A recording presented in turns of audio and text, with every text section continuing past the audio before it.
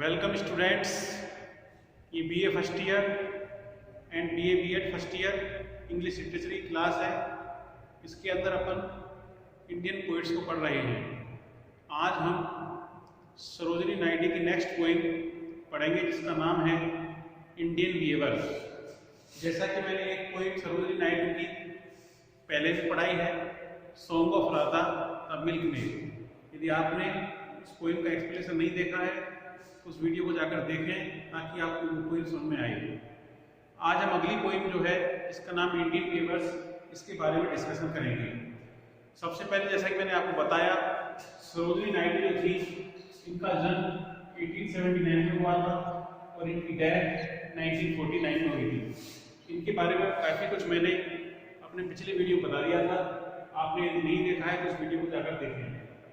ये पोइम जो है इसका टाइटल जो है इंडियन वीवर्स, ये एक इम्पोर्टेंट पोइम है सरोजिनी नायडू की। इस पोइम के अंदर सरोजिनी नायडू जो है जीवन की जो तीनों स्थिति जो है, जीवन की जो 3 स्टेज हैं उनके बारे में बताया गया है। This poem is a very symbolic, ये एक सिंबॉलिक पोइम है। इसके अंदर 3 अलग अलग प्रकार की सिचुएशंस हैं वो जो जीवन से जुड़ी हुई हैं उनको दर्शाया गया है। जैसे एक दिन जो होता है सुबह दोपहर और शाम का होता है, उसी तरह जीवन की 3 स्टेज हैं, बचपन है, जवानी है और अंत दर्शाया गया है। इन तीनों चीजों की तुलना जो है 3 अलग अलग तरह की ड्रेसेज का इस्तेमाल करने से किया गया है। जैसा कि जब बच्चा जन्म लेता है तो उसको एक अलग ड्रेस से सिंबलाइज किया गया है, जब वो एडल्ट हो जाता है तो उसको अलग ड्रेस से सिंबलाइज किया गया है, और जब उसकी डेथ होती है तो उसको अलग ड्रेस से सिंबलाइज किया गया है। तो ये पोइम जो है जीवन के बारे में बताती है कि किस तरह हम अपने जीवन जीते हैं। इस बात को मतलब सरोजिनी नायडू के द्वारा बताया गया है। और ये तीनों भाव भी प्रस्तुत किए गए हैं। जब कोई जन्म लेता है तो व्यक्ति के कैसे भाव होते हैं, जब वो बड़ा होता है तो कैसे भाव होते हैं, वो अंत होता है तो कैसे भाव होते हैं। इस पोइम को लिखा गया है एक तरह की आयमिक पेंटामीटर, एक राइम स्कीम होती है, उसके अंदर इसको लिखा गया है। और इस पोइम की जो है राइम स्कीम जो है वो ये है A B B C C D D E E F है। जैसा कि मैंने बताया पोइम जो है 3 स्टेज बता रही है ह्यूमन लाइफ की। तो पोइम को मतलब 3 भागों में बांटा गया है। ये पहले स्टेज की राइम स्कीम है, ये दूसरे स्टेज की राइम स्कीम है और ये तीसरे स्टेज की राइम स्कीम है। इसके अंदर क्या बताया गया है, 3 क्या scheme, 3 stages of human life. मानव जीवन की 3 स्टेज होती है, उनको बड़े ही प्लेजेंट मैनर में, बहुत ही ब्यूटीफुल वे में उनको दर्शाया गया है। अब हम एक एक स्टेज आपको पढ़ेंगे और समझने की कोशिश करेंगे पोइट्स क्या कहना चाहती है। मैंने आपको सब समरी बता दी है। इसके अंदर जीवन के 3 स्टेज हैं उनको दर्शाया गया है।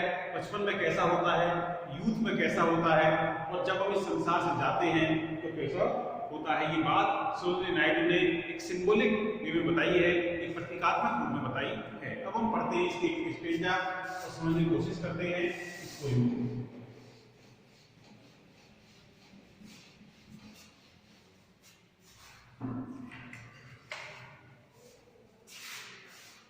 पहला स्टेज इस प्रकार है, viewers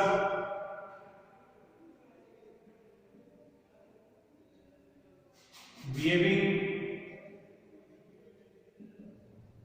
at break of day. Why do you weave a garment so gay? Blue as the wing of a Halcyon white. We weave the robes of a newborn. ये पहला स्टेजा है पोइम का।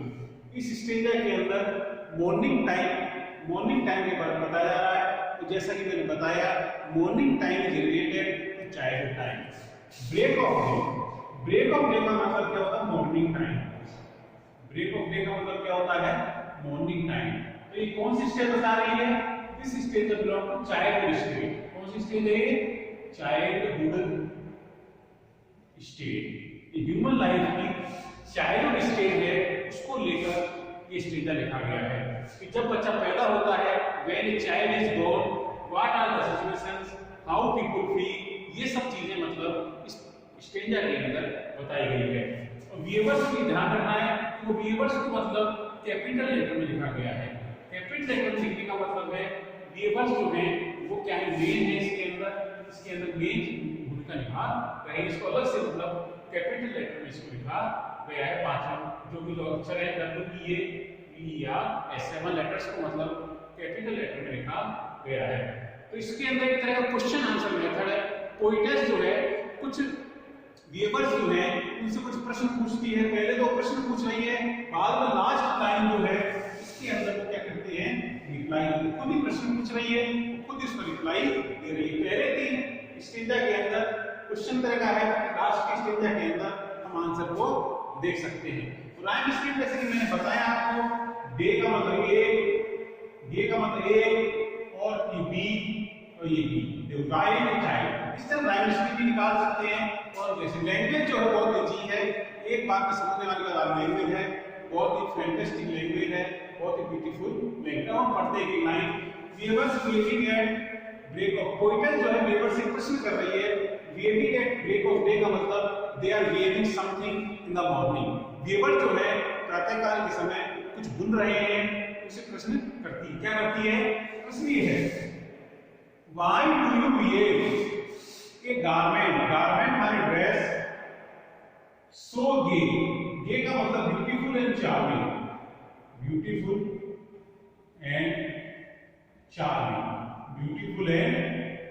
अब ये ड्रेस क्या है? वो पूछ रही है, तुम इतनी ब्यूटीफुल और चार्मिंग ड्रेस क्यों बन रहे हो? Why are you wearing such a beautiful and charming dress? तो इस तरह का प्रश्न पूछती है। और ड्रेस की फिर कंपैरिजन की जाती है इससे ब्लू। ये ड्रेस किस कलर की है? ब्लू कलर की है। ब्लू एज द विंग, एक सिमिली का यूज हुआ है, देख सकते हैं यहाँ पे सिमिली का यूज हुआ है।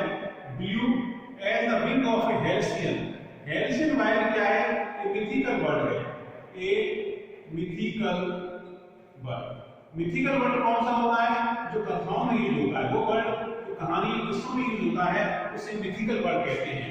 तो जो ब्यूटीफुल ड्रेस जो है, चार्मिंग ड्रेस जो है, that dress is being compared with the wing of halcyon wild. उस ड्रेस की तुलना हेल्सियन वाइल्ड जो एक मिथिकल वर्ड है उसकी किससे की जा रही है? उसकी विंग से की जा रही है, उसके पंखों से उसकी तुलना जो है वो की जा रही है। We wear the rocks on a dress of newborn child. अब जवाब देते हैं, we are wearing the dress for a newborn child. हम न्यूबॉर्न चाइल्ड जो है उसके लिए हम ड्रेस को बुन रहे हैं। तो पहला स्टेज आपको समझ में आ गया होगा। पहला स्टेज जो है tells about the first stage of human life. This stage tells about the first stage of human life, when a child is born, how people feel very happy, they are very happy when a child is born into their family. तो ये बात इसमें बताई गई है, this stage belongs to the happiness of our life। समझ में आ गया होगा ये ह्यूमन लाइफ की पहली स्टेज क्या है?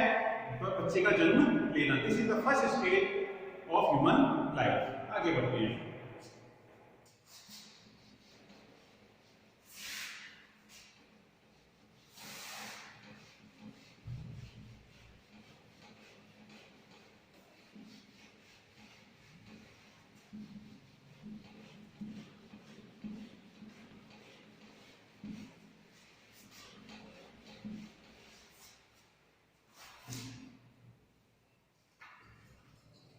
Viewers,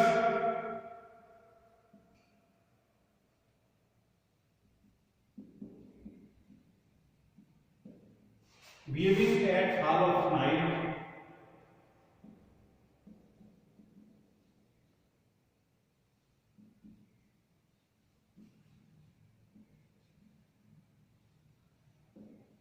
Why do you wear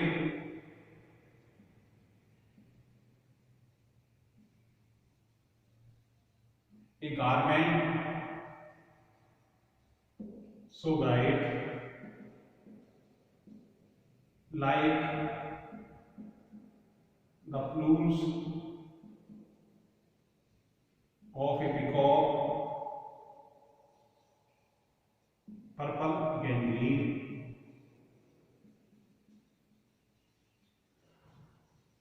purple and green, we wear the marriage veils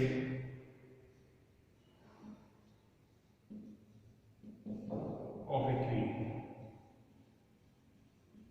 अब इस सेकंड स्टेज ये क्या है? ये स्टेज का जो है ह्यूमन लाइफ की कौन सी स्टेज बता रहा है? Second stage. सेकंड स्टेज कौन सी ह्यूमन लाइफ की? Second stage of human life. यहाँ पर मतलब ह्यूमन लाइफ की सेकंड स्टेज को बताया गया है। कौन सी होती है second stage? Adult. Adult adult second stage कौन सी होती है? एडल्टहुड मतलब यूथ। जो अपन यूथ का जो जीवन जीते हैं वो इस स्टेज के अंदर बताया गया है। यूथ कैसी होती है? हम सब जानते हैं यूथ कैसे होती है। यूथ के व्यक्ति संघर्ष करता है। जीवन जो है अप्स एंड डाउन से भरा रहता है। जीवन के अंदर खुशियां भी होती हैं, जीवन के अंदर दुख भी होता है। मतलब it is a mixture. Youth और adulthood is a mixture of joys and sorrows. Youth जो कैसी होती है?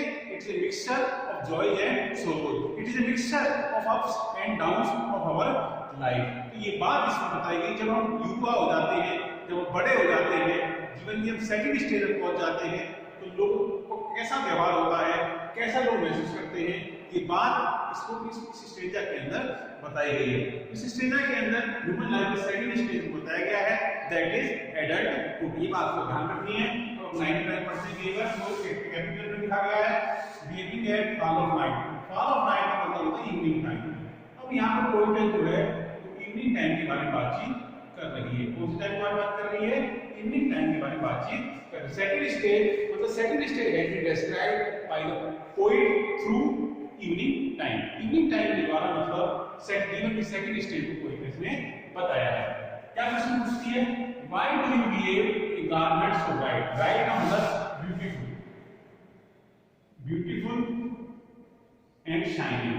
आखिर तुम इतना ब्यूटीफुल और शाइनिंग जो है ड्रेस जो है क्यों बोल रही हो?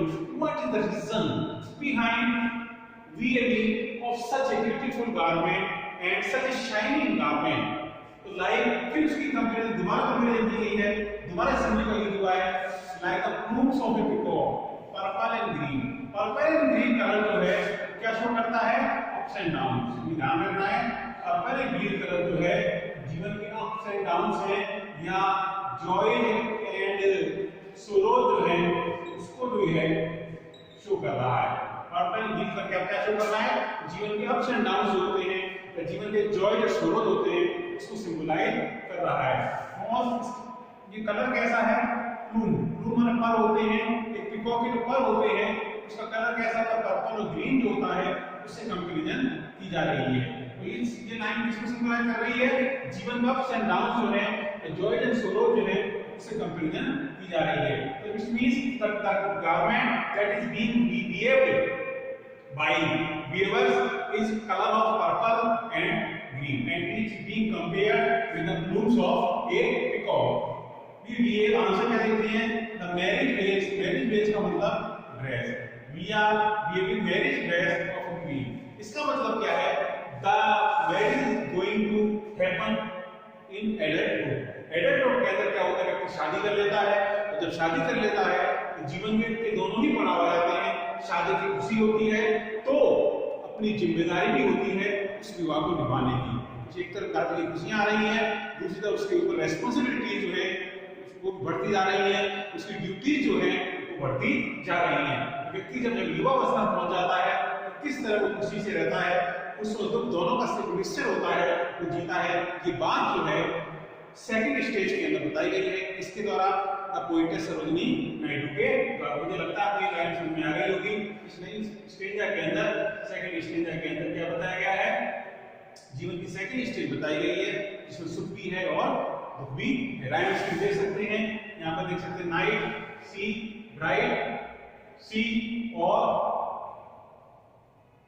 पिकॉक, पर्पल, ग्रीन, ग्रीन का डी और क्वीन का डी। तो सी सी डी डी इसके अंदर राइम स्कीम हम देख सकते हैं। सी सी और डी डी जो है इसकी राइम स्कीम हम देख सकते हैं। आगे बढ़ते हैं।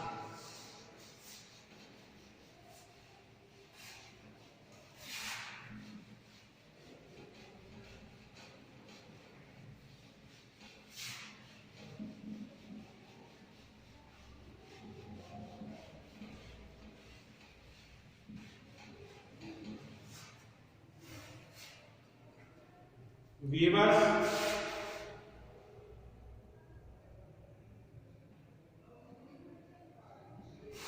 weaving, sew-spun and stitch. Why do you wear in the moonlight?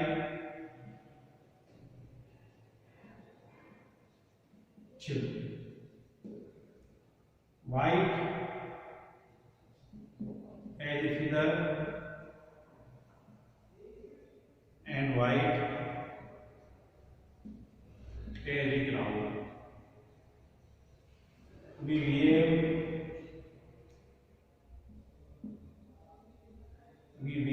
a dead man's funeral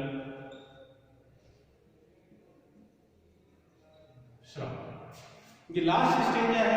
इसके अंदर जीवन की लास्ट स्टेज जो होती है, ह्यूमन लाइफ की लास्ट स्टेज जो होती है, उसको इन पंक्तियों के द्वारा दर्शाया गया है। This is the last stage of human life. हम कह सकते हैं last stage of human life, last stage of human life. और life stage of human life कौन सी होती है? सभी जानते हैं अपन, डेथ। इसके बाद ह्यूमन लाइफ की लास्ट स्टेज क्या होती है? डेथ होती है। उसके बारे में इसको पंक्तियों के अंदर, लाइंस के अंदर कोई कह सकता है। तो लास्ट स्टेज क्या होता है? वीवर्स। अब वीवर जो कुछ नहीं है, वीविंग इज सोलमन। सोलमन का मतलब सीरियसली। अब जो वीवर जो है, they are very serious and still माने साइलेंट। अब वीवर जो है एकदम सीरियस हो गए हैं, they have become very silent हो गए हैं, क्योंकि जब कोई व्यक्ति जाता है हमारे जीवन से, जब डेथ आती है तो हर चीज जो होती है शांत हो जाती है। वही चीज वीवर से लागू होती है। तो वीवर बहुत दुखी हैं, क्योंकि ये ड्रेस उस व्यक्ति के लिए बनाई जा रही है जो दुनिया में नहीं है। किसके लिए बनाई जा रही है? कि दुनिया छोड़कर जाएगा, कोई इस ड्रेस को पहनेगा। ये बात बताई जा रही है। प्रश्न पूछा जा रहा है, what do you create in the moonlight field? Moonlight field का मतलब कोल्ड। आखिर तुम इस चंद्रमा के प्रकाश में नाइट के समय, नाइट टाइम, नाइट टाइम है। नाइट का मतलब एंड। नाइट टाइम आ गया है, इसका मतलब ह्यूमन लाइफ की लास्ट स्टेज आ गई है। नाइट का मतलब एंड ऑफ लाइफ हो गई है। तो कह रहे हैं कि नाइट टाइम के अंदर जो चंद्रमा की लाइट है, उसमें जो ठंडी बताई गई है, व्यक्ति मर जाता है जिसका ठंडा पड़ जाता है। उसी तरह मूनलाइट में प्रकाश निकला हुआ है, व्यक्ति मर चुका है, उसकी बॉडी जो ठंडी पड़ चुकी है, उसकी बॉडी से एनर्जी जो है वो जा चुकी है। ये बात सारी चीज सिंबलाइज कर रही है ये लाइनें। वो कहती है क्या आंसर? लाइट। वो ड्रेस कौन सी? वाइट है एज ए फिदर। जैसे फिदर होता है एकदम वाइट होता है, white as cloud.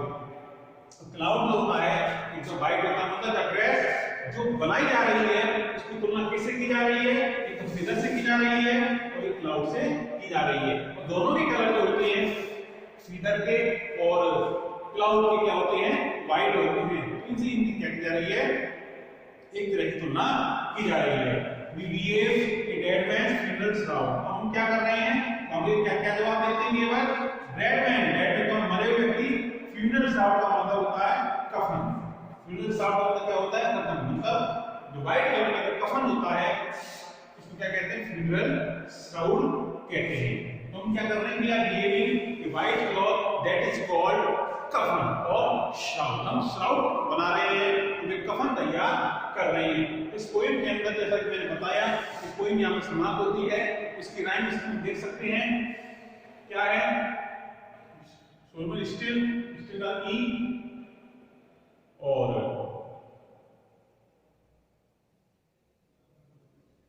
Viewers behaving Solomon and steel, E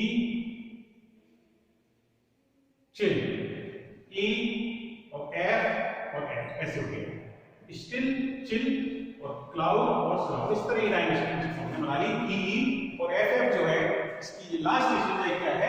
dynasty है। इस पूरी पोइम को पढ़ चुके हैं, मुझे उम्मीद आपको पोइम समझ आ गई होगी। इस पोइम के अंदर मैंने बताया है कि किस तरह सरोजिनी नायडू जो है उसने ह्यूमन लाइफ जो है उसके तीनों स्टेज को बड़े ही ब्यूटीफुल तरीके से बताया है। 3 तरह की ड्रेसेस जैसे कि मैंने आपको पढ़ाया इसमें हम देख सकते हैं। तो ये पोइम समाप्त होती है। आप कॉलेज के ऐप पर भी इस वीडियो को देख सकते हैं और आप YouTube चैनल के ऊपर भी इस वीडियो को देख सकते हैं। YouTube चैनल के अंदर जब आप रोमन इंग्लिश क्लासेस डालेंगे तो सारा मतलब वीडियो आ जाएंगे। इसके अंदर BA English literature, BA English literature जो है उसकी प्लेलिस्ट में जाएंगे और वहां पर आपको वीडियो, बीए कितने वीडियो हैं first year, second year, final, सब एक ही प्लेलिस्ट बना रखी है। वहां पर आप इस वीडियो को देख सकते हैं और आपको अच्छा लगे तो आप इसको लाइक कर सकते हैं और आप चैनल को सब्सक्राइब जरूर करें ताकि जो भी मैं नया वीडियो डालूं उसका आपको नोटिफिकेशन जो है वो तुरंत मिले, ताकि आपको पता चल जाए कि सर ने वीडियो डाला है और अब हम ये वीडियो देखना चाहिए। That's all for this class. Thank you.